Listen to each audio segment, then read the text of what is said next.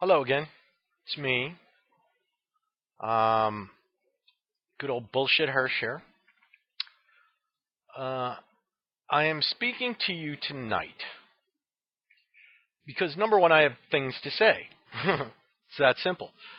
Uh, Secondly, I've had some discussions with a friend of mine, and a quick shout out to him, Leonard Sickle. You know who you are.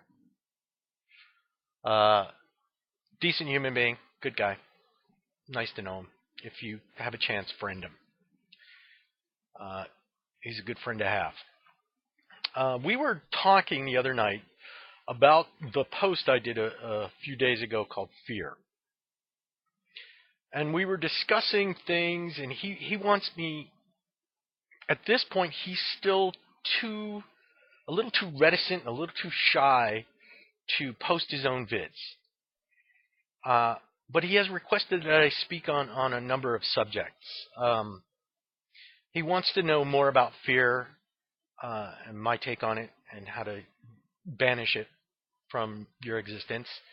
He wants to know, he wants to hear me talk about healthcare, which I'm more than willing to do, because the way I feel about healthcare is very simple. I believe we need something. Now, I am not completely in favor of what we have and what we've been given, this new thing from Obama, but I believe it's a start. And I believe we can actually improve it and make it better. And yes, it'll probably cost more. And my question to you is, if it's more important for you to have money than it is for you to save lives, get where I'm going with this? And some of you out there, let me just ask you this question. Would Jesus have voted for health care? I think we all know the answer to that one. So, let's just calm down for a moment, shall we? Because I know tempers can flare, things can get a little heated. I actually welcome that. I actually welcome heated dialogue, because hostile dialogue is better than no dialogue at all. And I believe we do need to start speaking to one another. I'm trying to help those of us that are on the journey, not only to stay on the right path, but to discover the right path, or what is the right path for you. I do not have I'm not going to speak of a religion, because I don't believe you need a religion to have morality. I choose to be moral, regardless of whether there's a God or not.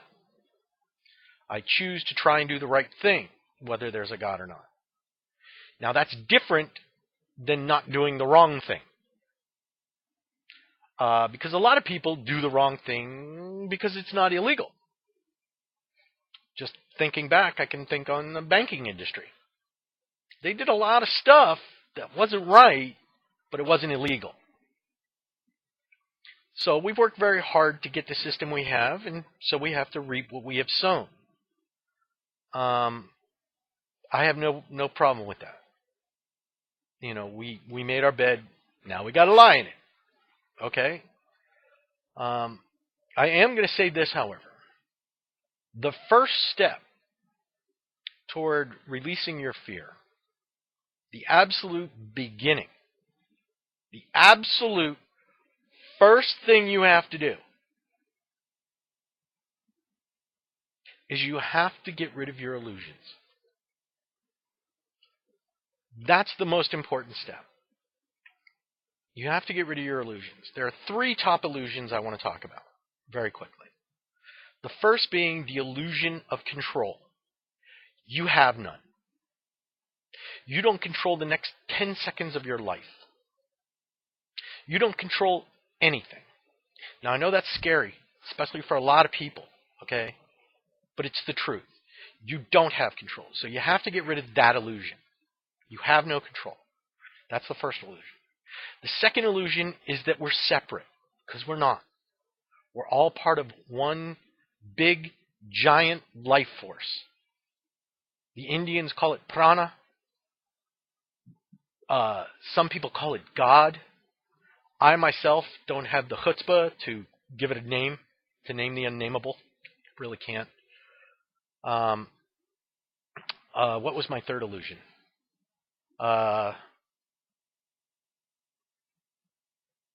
Good God. I guess there's only two. No, there's a third. And that is the illusion that that things are tough. Because they're not. Okay? I'm going to talk very quickly, and I am going to go into deeper detail on this subject at another time, about what it is about the subjugation of women.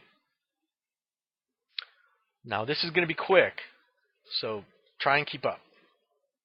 The reason men have subjugated women throughout history is because women have the power of life. Okay? They can give birth. They can give birth to the next generation. They have the power of life. We as men are struggling to come to terms with the fact that we are powerless. And so we have invented this idea that if we control women, we then control the power of life.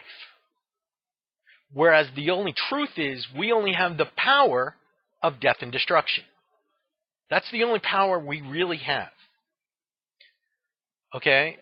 What we have failed to realize is that while women have the power to give life, it is the responsibility of men to help preserve that life in all its shapes and forms.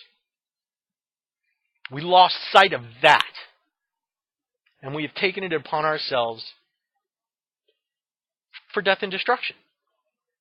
The reason being is because a long time ago, on this planet, we used to fight amongst ourselves for resources. In other words, food, water, and shelter. Now, if we were in Africa, we might still be talking in those terms, but we're not.